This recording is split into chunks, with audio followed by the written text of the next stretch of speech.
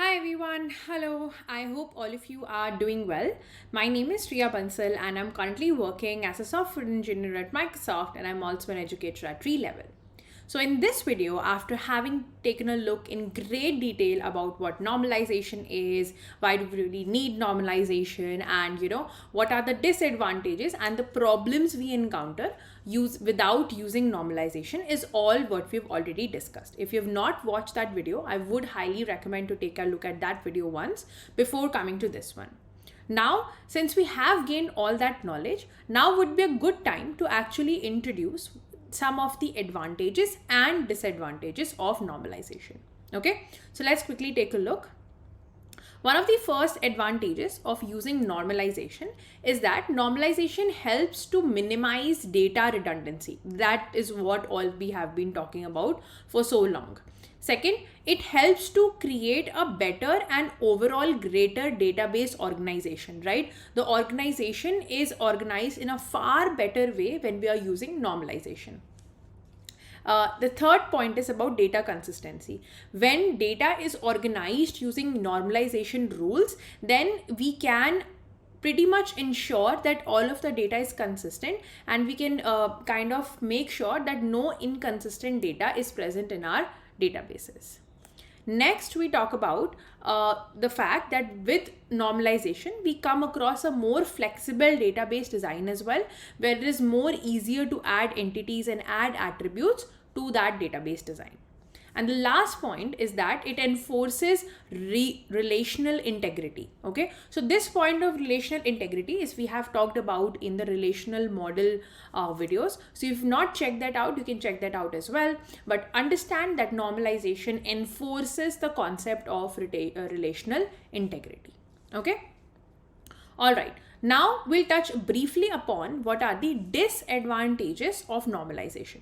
Okay, the first one being that you cannot start building the database before knowing what the user needs. Correct. Now the thing about normalization is you cannot just start and making tables and then introduce normalization to it, right? In order to make sure that the databases are fully normalized, you first have to understand the user expectations. So till the time the user does not communicate their own expectations of what kind of database they want, normalization cannot be introduced to the process of organizing databases. Okay, that's one disadvantage. The second disadvantage is the performance degrades when normalizing the relations, when we start normalizing the relations to higher normal forms. So I told you in the start that normalization is not a one-step process. It's a multi-step process. First you do the first 2 steps, then 3 steps, and 4th step and 5th step. So the idea behind this point is, by the moment you reach the 4th and the 5th normal forms, the performance of the database actually starts degrading a little bit. So you have to maintain a good balance over here of how much normalization are you really introducing. How many steps are you really doing for the normalization process?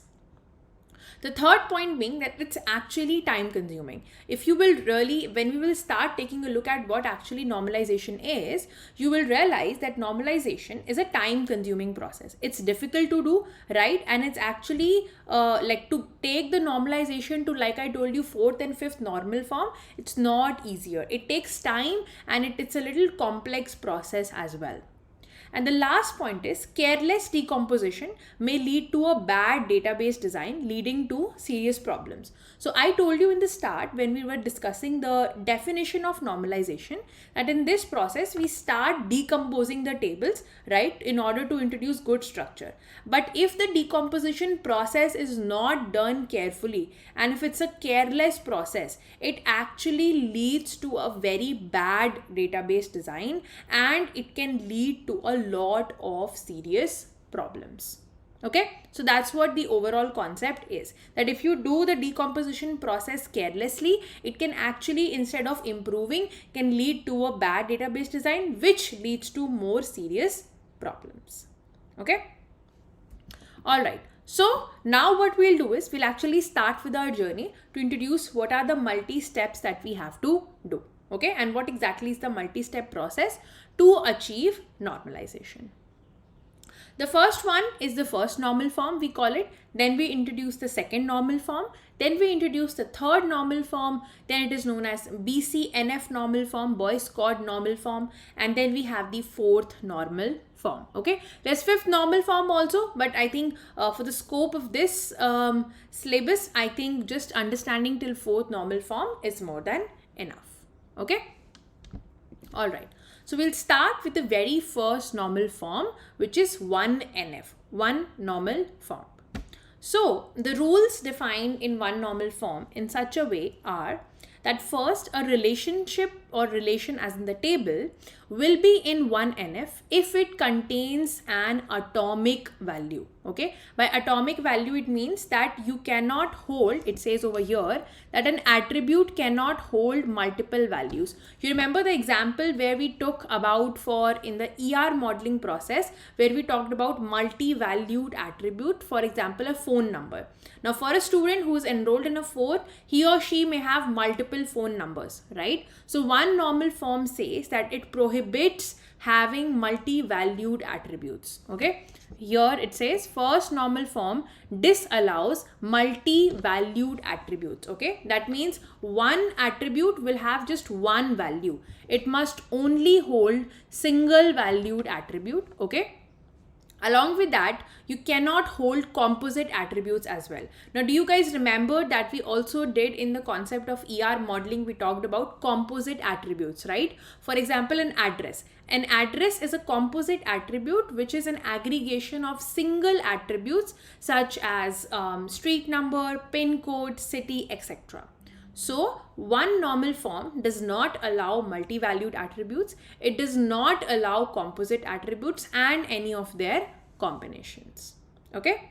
For example, you will see that in this employee table over here, this is not in 1NF form or one normal form because of the attribute employee phone. Right, here you can see for John and Sam there are multi-valued attributes present, right? For the employee phone attribute, the values are multiple. For John there are 2 phone numbers, for Sam there are 2 phone numbers.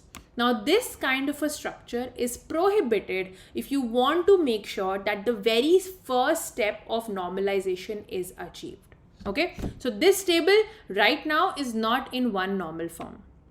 The correct way to do this is the decomposition of the employee table into 1NF that has been shown over here. Okay, here you can see that employee ID is there, and here everything has been segregated into different parts now. So now here for John, who has 2 phone numbers, now it actually has become 2 records, okay, or 2 different rows in the table. Now this table is considered to be in one normal form.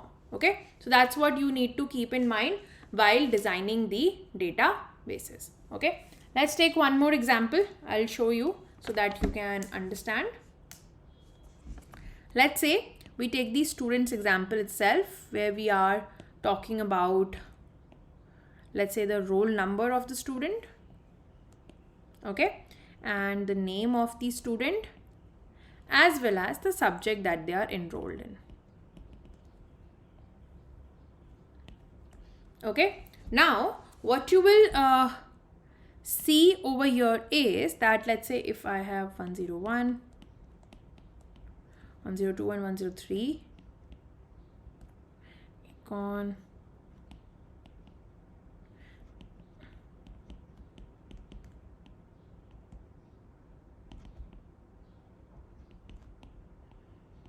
now can we look at this table and say that this is a table in one normal form? No, right? This is not in one normal form because we have a multi-valued attribute over here. So one normal form is the first thing that you need to ensure in your databases, that multi-valued attributes are not present. So how to solve this problem is that you put that into different rows.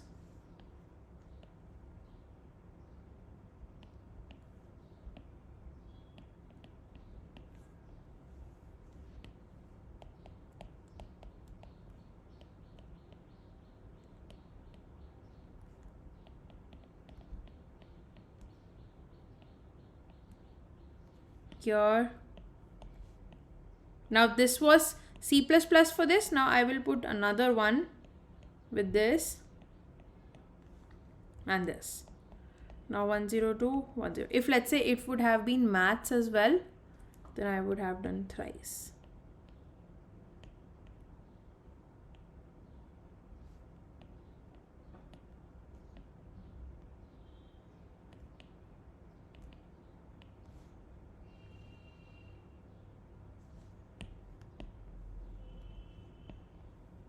Okay, so that's what here it really means, right?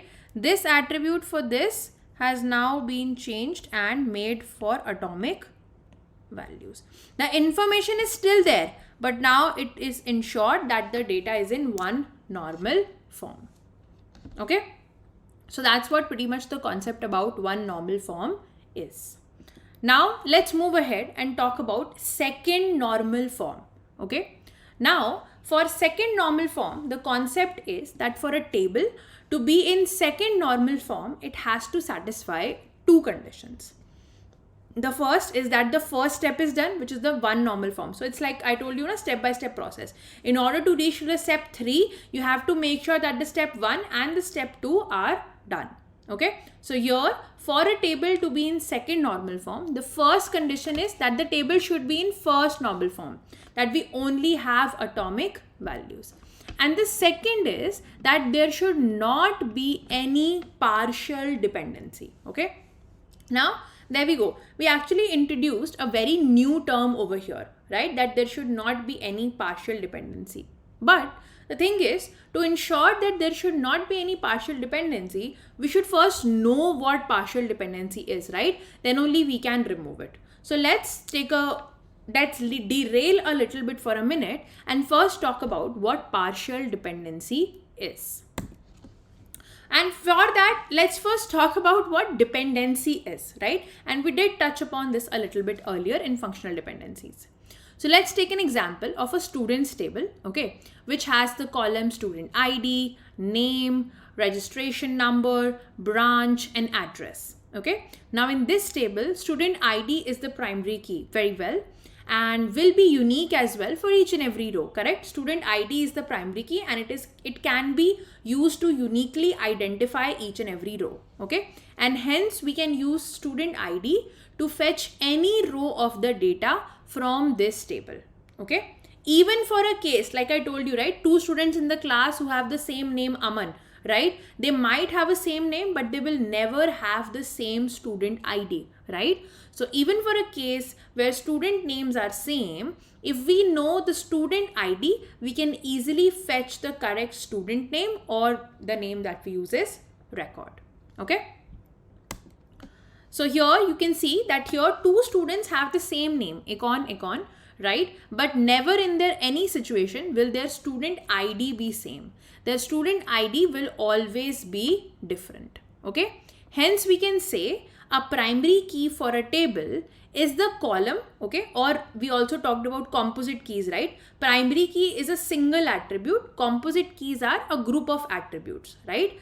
We know that primary key or a composite key can uniquely identify each record in the table. For this, we've already done a lot of discussion. So if you've not watched the video for keys, I would recommend you watch that, and this will become automatically and very easily clear to you. Now, I can ask from a branch name of a student with student ID 0 and I can get it, right? From a particular branch name, if I know the branch name and if I know the student ID, I can particularly get that student very easily, okay?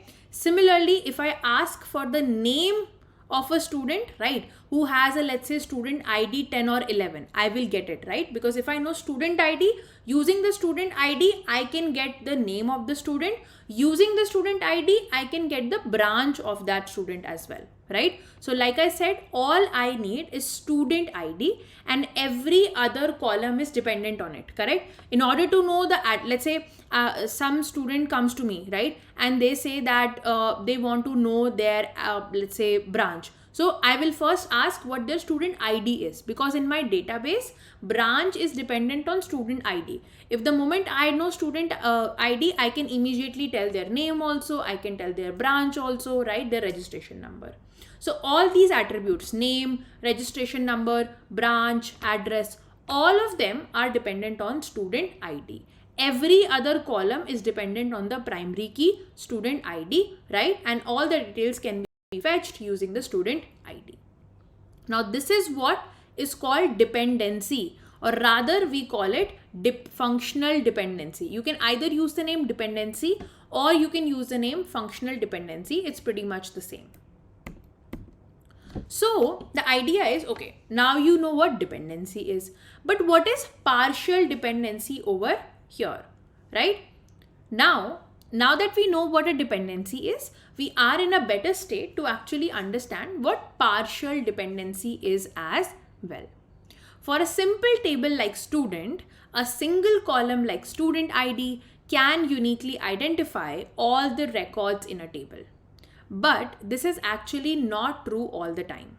So now we are going to extend our example to see if I add just one more column, right, to see if more than one column together also can act as a primary key. Okay, now let's create another table, subject. Okay, you can see the subject table over here.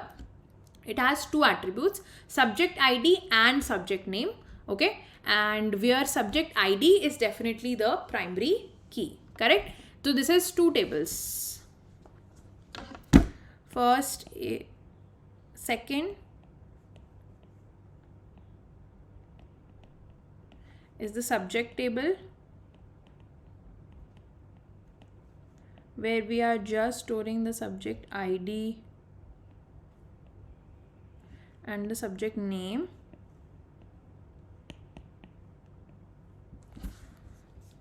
Along with that, the previous table was student table, where we are storing the ID of the student, name, registration number, branch and address. Okay, so we have another table for subject, which will have subject ID and subject name fields, and subject ID is the primary key. So here, so far this is the primary key, and in this is the primary key, correct?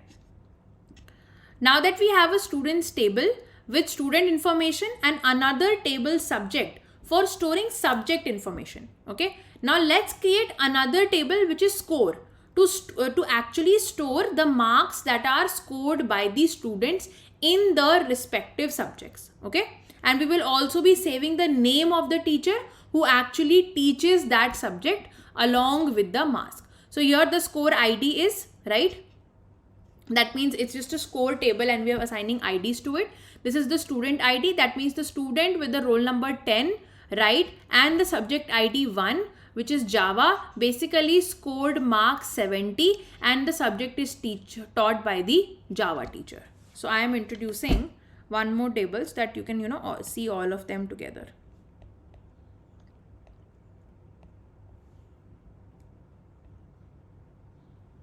So this is what score ID is. We have student ID,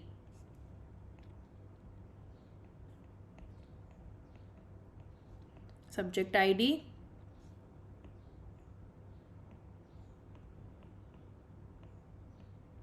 marks, and the teacher. Okay, now in the score table, right, we are saving the student ID, okay, to know which student marks are these, obviously, and subject ID to know for which subjects the marks are there for. Okay, now together the student ID and the subject ID plus they form a candidate key, correct? If I know the student ID and if I know the subject ID, right, then only I can uniquely identify a particular row. Can I say that? Because it could be like this, right? Student ID is 10, 10, 12, 13, right? And subject ID is, let's say, C++, science, maths, English. Okay, something like that. Now, if I just give the student ID, then that is not enough, right? Because a student can have opted for multiple subjects. So using a student ID alone, I cannot uniquely identify a student. Similarly, just using the subject ID also, I cannot uniquely identify a student, right? Because subjects can be same for multiple students.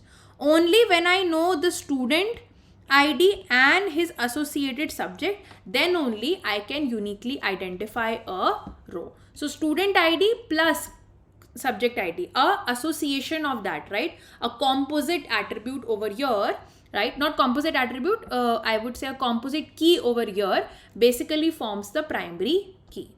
Correct? Now, it's easy for you to get confused, right? Like I just said, how can this be a combination of primary key? See, if I ask you to get the marks of student ID 10, can we get it from this table? No, right? If I ask you to tell the marks of student ID 10, you cannot tell me the answer. Why? Because there are multiple rows for student ID 10, correct? No, because we don't know for which subject we are looking for. And if I just give you the subject ID, you do not know which student we are asking for. Hence, we need subject ID plus student ID to uniquely identify any row. Okay? But the question is again, where is partial dependency? Okay. Now, if you actually look at the score table over here, okay, if you actually look at the score table over here, we have a column named teacher, correct? There is a column here which is teacher over here, which is only dependent on the subject, correct? Because teacher is related to the subject, okay? For Java, it's a Java teacher. For C++, it's a C++ teacher, right? Now, as we discussed that the primary key for this table is student ID plus subject ID, correct? But the student name depends on the subject, correct? Hence, the student ID has, hence the subject ID has nothing to do with student ID, correct? That is partial dependency, where an attribute in a table depends only on a part of primary key and not all the whole key. Let me give you an example over here, okay?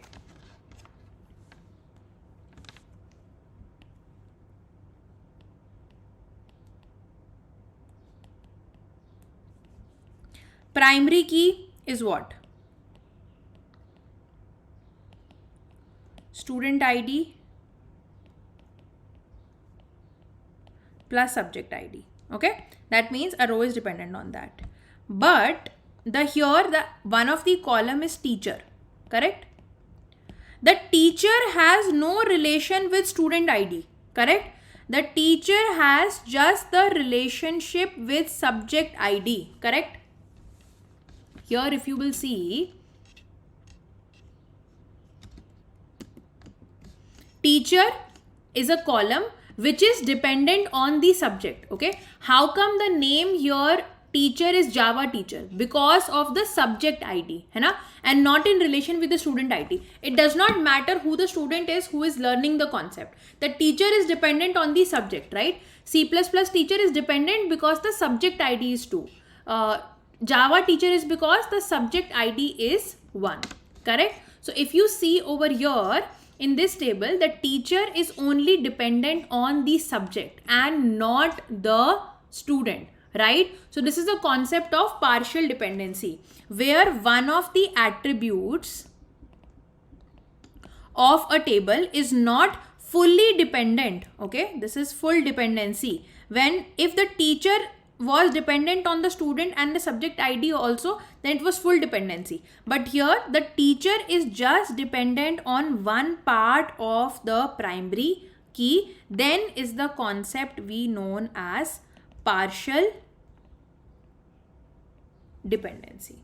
Clear to everyone? That it may so happen over here that teacher as an attribute is irrelevant, is not dependent at all over here on student ID, whereas the primary key of the table is actually a composition of student ID as well as subject ID. But the teacher is only dependent on subject and not student.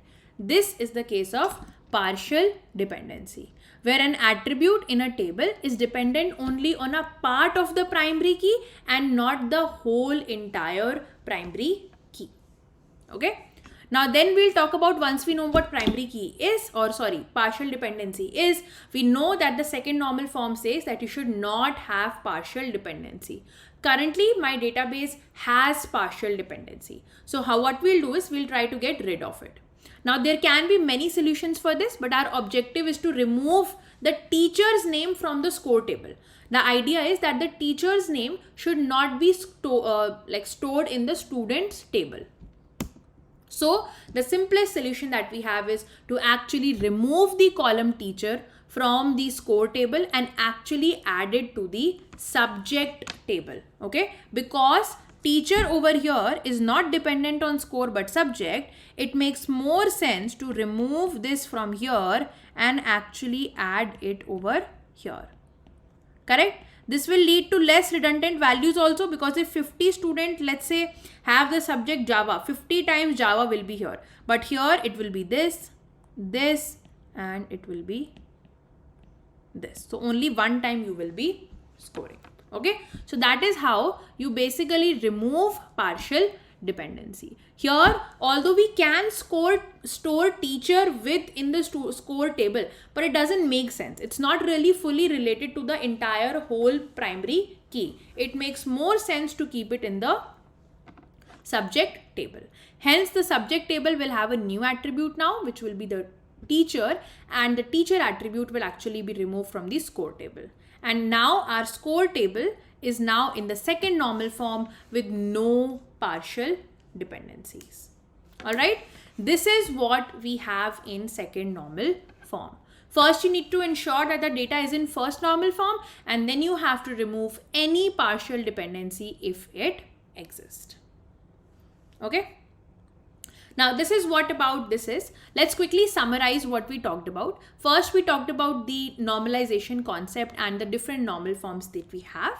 The first normal form says that the data should be atomic in nature. That means multi-valued attributes are not allowed and composite keys are not allowed, right? Composite attributes are not allowed. Composite attribute like address is not allowed, and for a multi-value attribute like phone number, which has multiple phone numbers for a single row, it's not allowed. You have to segregate into different rows. The second that we talked about is in two normal form or second normal form, which says that for a particular table to be in second normal form, it should be in first normal form and it should not have any partial dependency. Then we talked about what is partial dependency. Partial dependency exists when for a composite primary key, any attribute in the table depends only on the part of the primary key and not the complete primary key. Let me write it down as well.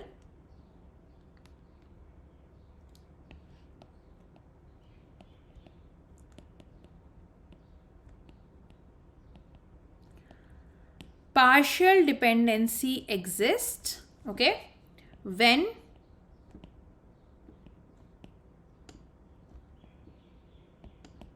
for a composite primary key, right? It exists when for a composite primary key, an attribute in the table